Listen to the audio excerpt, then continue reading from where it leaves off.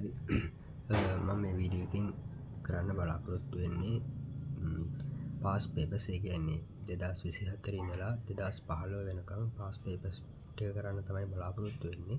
ඒ කියන්නේ මේ වීඩියෝ එකේ කරන්න මූලික අරමුණ මේ පාස් පේපර්ස් කරන්න අවශ්‍ය කරන කුලකවල මූලික දැනුම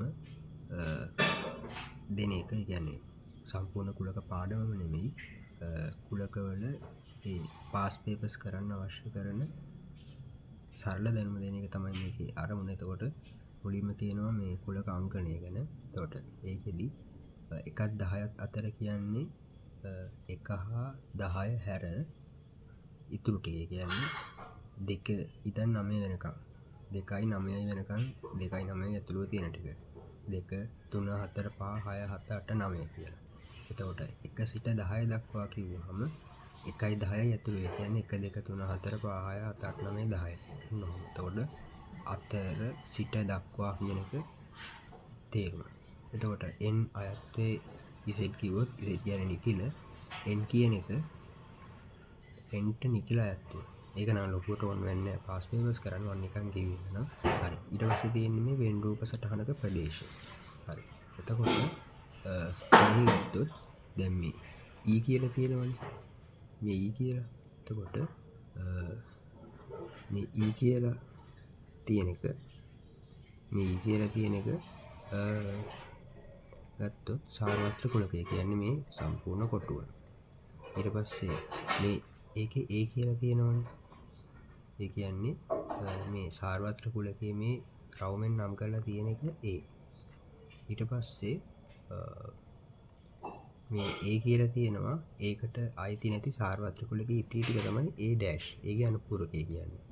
ඊට පස්සේ ab කියලා නම් කරලා තියෙනවා. එතකොට ab වෙනම තමයි මෙතන තියෙන්නේ. එතකොට ඒකට මේ කැප් එකක් වගේ දාලා තියෙන්නේ a ඡේදනයේ b. එතකොට ඡේදනයක් නැහැනේ. ඒ නිසා ඡේදනයේ බිඳුවයි.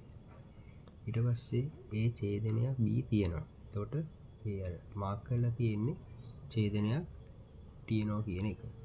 මාක් කරලා තියෙන්නේ ඡේදනයක් තියෙනවා කියන එක. එතකොට ඒ ඡේදනයේ b බිඳුවක් වෙන්නේ නැහැ. මේ ටික සරල හින්දා ඉක්මනින් කියාගෙන යන්නේ. a මේලය b. ඒ කියන්නේ aටයි bටයි අයිති ටික. එතකොට a මේලය b ගේ ඩෑෂ් කියන්නේ මේ අර රවුමෙන් ආවරණය වෙච්ච කොටස නැතුව අර සාරවත්‍ර කුලකයේ ඉතිරි ටික. ඊට පස්සේ a පමණක් කිව්වොත් දැන් a කිව්වොත් මේ රවුම, b කිව්වොත් මේ රවුම. එතකොට අර aටයි bටයි පොදු එකත් එක්ක a කිව්වොත් මේ රවුම, b කිව්වොත් මේ රවුම. a පමණක් කිව්වොත් අර පොදු ටික නැතුව a ට විතරක් අයිති ටික. b පමණක් කිව්වොත් ඒකත් එහෙමයි. එතකොට a මේලේ b කිව්වහම NA NB ඍණ NA ඡේදනයේ b. ඕකත් ඕන වෙනවා. ඊට පස්සේ දැන් මේ වගේ තුනක් තියෙන එකක් ආවොත් A B C කියලා තියෙනවා. දැන් මෙතන තියෙන්නේ මේ Aටයි Bටයි Cටයි තුනටම පොදුයි.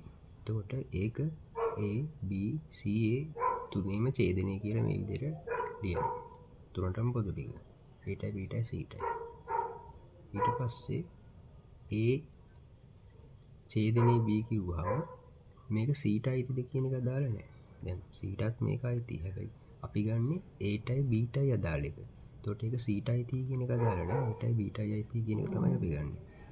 ඊට පස්සේ දැන් මේක Aටයි Bටයි පමණක් පොදුයි කියලා ගත්තනම් මෙන්න මේ වහන කොටස නැතුව ඔන්න ඔය කොටස විතරයි. Aටයි Bටයි කියලා ගත්තොත් මෙන්න මේ කොටසත් මේ අට කොටසත් ඇතුළු වෙන්න ඕන.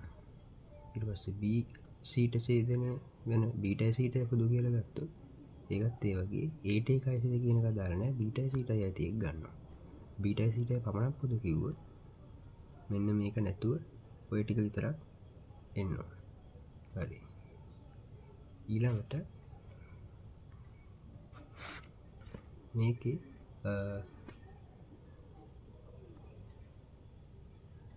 මේ වගේ දැන් Aටයි මම අර කලින් කිව්වනේ මේ Aටයි Bටයි පොදු ටික. ඊට පස්සේ මේ මෙතන මේ අට කොටස නැතුව Aට හා Bට පමණක් පොදු ටික තමයි මෙතන නිරූපණය වෙලා තියෙන්නේ. එතකොට A හා බීට A හා බීට පොදු සීට අයිති නැති. එතකොට මේ සීට අයිති නෑ ඒක. එතකොට මේ Aටයි Bටයි පොදු Cට අයිති නැති.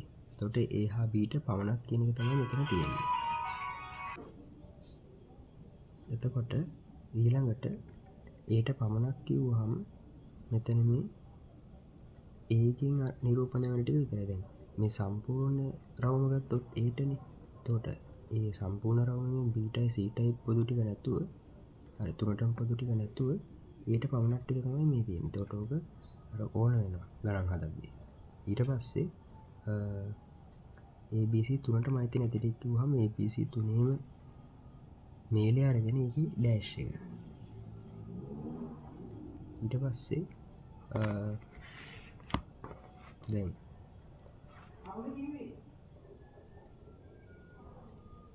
ඊට පස්සේ මේ A හා Bට අයත් Cට අයිති නැති. ඒ කියන්නේ මේ දැන් මෙතන බලන්න හොඳට A හා Bට අයත් කියන්නේ Aටයි Bටයි අයිති. එතකොට මේ Aටයි Bටයි අයිති කිව්වහම මේ පොදු එකත් එක්කම ගන්නවා.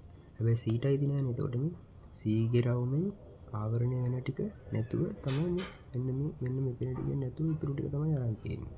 ඊට පස්සේ දැන් මෙහෙම වෙන්නත් පුළුවන්. අඩුතරමින් දෙකක්වත් පොදු. ඒ කියන්නේ දෙකක් පොදු වෙන්න ඕන. අඩුතරමින්නේ. ඔහොම වුණාම තුනම පොදු වුණාට කමක් නැහැ. ඒක තමයි අර්ථය. අඩුතරමින් දෙකක්වත් පොදු කියන්නේ දෙකක් පොදු වෙන්න ඕන. තුනම පොදු වුණාට කමක් නැහැ. එතකොට මෙන්න මේ වගේ. මේ තියෙන්නේ Aටයි Bටයි පොදු ටික මෙතන. මේ Bටයි Cටයි පොදු ටික මෙතන. මේ වහපු ටික. Aටයි Cටයි පොදු ටික. මේ තියෙන්නේ මැද ABC තුනටම පොදු ටික.